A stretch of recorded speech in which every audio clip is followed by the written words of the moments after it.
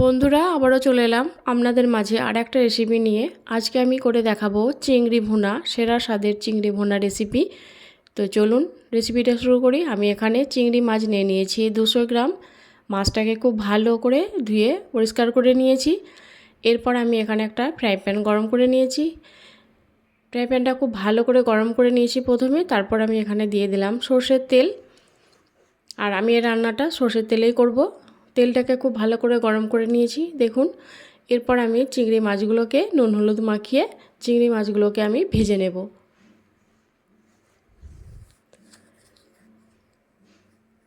চিংড়ি মাছটা খুব বেশি ভাজবো না, হালকা একটু ভেজে নেব, কারণ চিংড়ি মাছ বেশি ভাজলে মাছটা রান্নার সময় শক্ত হয়ে যায়। দেখুন আমি এটাকে উল্টো পাল্টে এইভাবে করে হালকা করে ভেজে নেব। তো চিংড়ি মাছটা আমি ভেজে নিয়েছি। এরপর আমি এদিকে আর একটা কড়াই গরম করে নিয়েছি। এতে আমি পেঁয়াজটা বেরেস্তা করে নেব প্রথমে। তো এতে আমি দিয়ে দিলাম 3 চামচ তেল।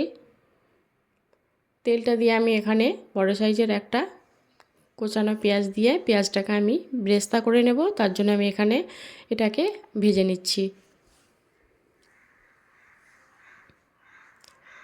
তো এদিকে পেঁয়াজটা ভেজে নিয়েছি বেরেস্তা করার জন্য। এরপর আমি এই ফ্রাই প্যানের মধ্যে আবারও মাছগুলো তুলে নিয়ে দিয়ে দিলাম আর 1 চামচ সরষের তেল। আমি এটাতে রান্না করে নেব। এরপর আমি এখানে দিয়ে দিলাম একটা বড় সাইজের কোচানো পেঁয়াজ। পেঁয়াজটাকে আমি একটু লাল লাল করে ভেজে নেব।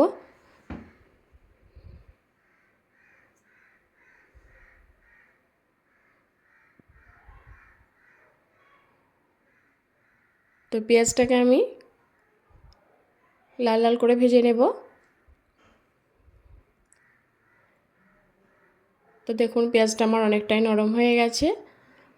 এরপর আমি এখানে দিয়ে দিলাম পরিমাণ মতো নুন, 1/2 চামচ আদা রসুনের পেস্ট। এটাকে দিয়ে আমার খুব ভালো করে নেড়েচেড়ে মিশিয়ে নিলাম। এরপর আমি এখানে মশলা দিয়ে দিলাম 1 চামচ হলুদ গুঁড়ো, 1 চামচ লঙ্কা গুঁড়ো। তো মশলাটা দিয়ে আমি পেঁয়াজের সঙ্গে খুব ভালো করে কষিয়ে নেব।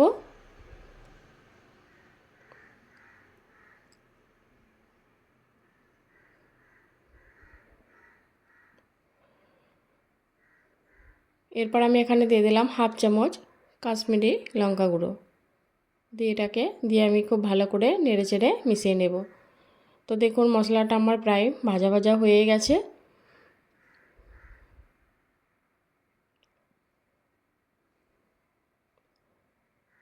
এরপর আমি এখানে যে পেঁয়াজটা বেরেস্তা করে রেখেছি এটাকে আমি একটা মিক্সার জারের মধ্যে নিয়ে এতে আমি 2টো কাঁচা লঙ্কা দিয়ে এটাকে আমি পেস্ট করে এর মধ্যে দিয়ে দিয়েছি, কারণ এটা আমি দেখাতে পারিনি, ক্যামেরা অফ ছিল। যাই হোক এর মধ্যে আমি দিয়ে এটাকে আবারও মশলার সঙ্গে খুব ভালো করে কষিয়ে নিয়েছি।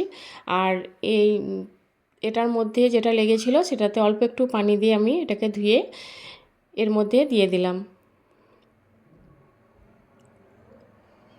তো দেখুন এটাকে আমি খুব ভালো করে কষিয়ে নিয়েছি।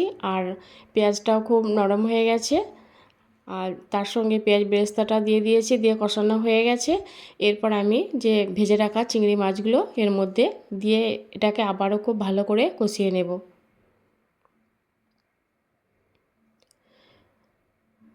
চিংড়ি মাছ ভুনা রেসিপিটা একজন এক এক রকম করে রান্না করেন, তবে আমি এইভাবে করেই করি।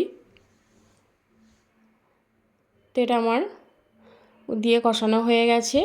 এরপর আমি এখানে দিয়ে দিলাম অল্প একটু গরম মশলার গুঁড়ো। এখানে আমি আর কিছু মশলা দেব না। তো এটা আমার রেডি হয়ে গেছে। তো এটা কেমন লেগেছে আপনারা অবশ্যই জানাবেন। ভালো লাগলে লাইক কমেন্ট শেয়ার করবেন। দেখুন দেখতে কত সুন্দর লাগছে। ভালো থাকবেন।